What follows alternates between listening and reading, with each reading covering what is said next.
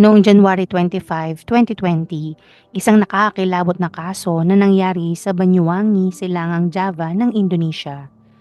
Isang trahedya na sinapit ng isang babaeng simpleng nagtatrabaho sa isang karinderya. Kung saan, isang 27 years old na lalaking nagngangalang Ali ang madadawit sa pagkamatay ng dalaga. Ano nga ba ang ugnayan ng babae kay Ali? Bakit nga ba pinaslang ni Ali ang dalaga? Paano niya naisakatuparan ang karumal-dumal na pagpatay? Mapaparusahan ba siya sa kanyang ginawang krimen? Kung nais mong masagot ang mga katanungan at malaman ang buong detalye, tara at aking isasalaysay ang mga pangyayari. Bago tayo magpatuloy sa aking kwento, pakisubscribe ng aking channel. Pindutin ang bell button, piliin ang all para updated kayo sa lahat ng videos na i-upload ko. At huwag nyo rin kalimutang i-like at i-share. Maaari rin kayong magpahatid ng inyong saloobin gamit ang comment section sa baba. At pakifollow na rin ang Facebook ng MagTV page. Si Ali Heri Sanjaya o kilala bilang Ali ay isang 27 years old na lalaki na lumaki sa Kalipuro, Bunyawangi. Galing siya sa isang malaking pamilya na may 12 miyembro. Ang kanyang ina ay simpleng may bahay habang ang kanyang ama ay nagsasaka sa kanilang lugar. Kaya naman tila ang kinikita ng pamilya ni Ali ay hindi sumasapat sa kanilang lahat. Dahil sa hirap ng buhay, napilitan ng mga magulang ni Ali na ipaampon siya sa ibang mga kamag-anak. Kaya siya ay lumaki sa ibang pamilya sa Belembing Sari. Bagaman hindi mayaman ang umampon sa kanya, nabigyan naman siya ng sapat na pangangailangan. Habang lumalaki, kilala siya bilang masayahing bata pero may kapilyuhan.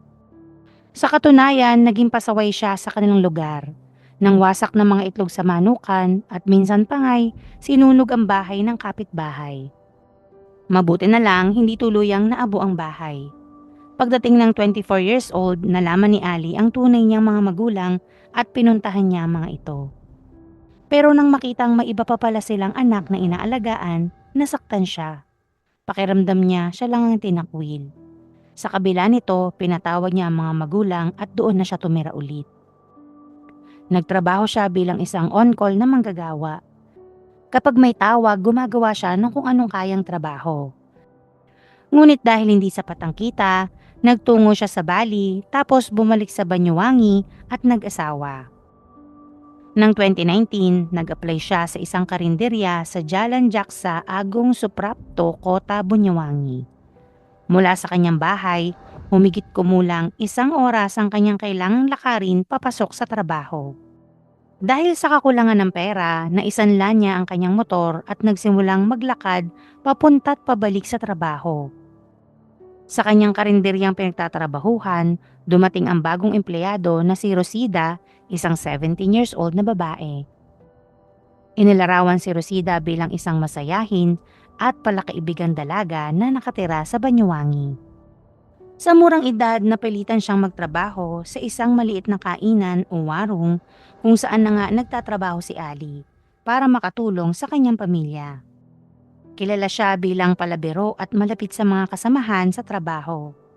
Ngunit dahil nga sa pagiging mahilig mang-asar, isa sa mga madalas niyang biruin ay si Ali.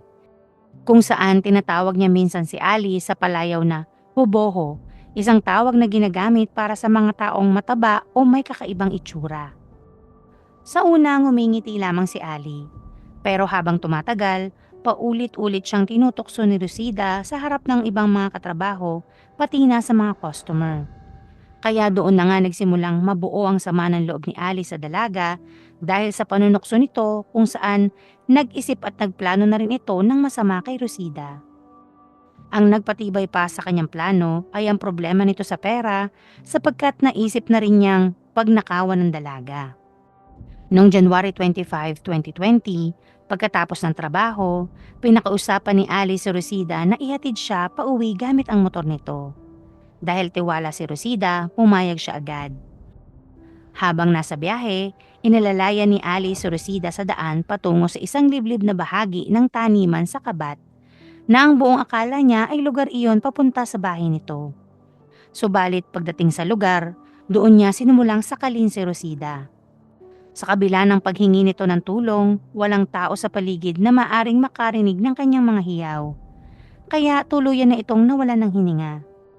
Nang mawalan ng malay si Rosida at mamatay, kinuha ni Ali ang cellphone at motor nito.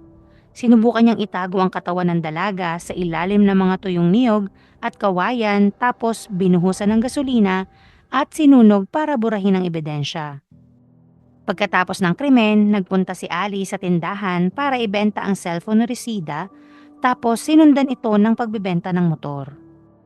Umabot sa mahigit 5 milyon rupiya o katumbas na tinatayang 17,000 pesos ang perang kanyang nakuha.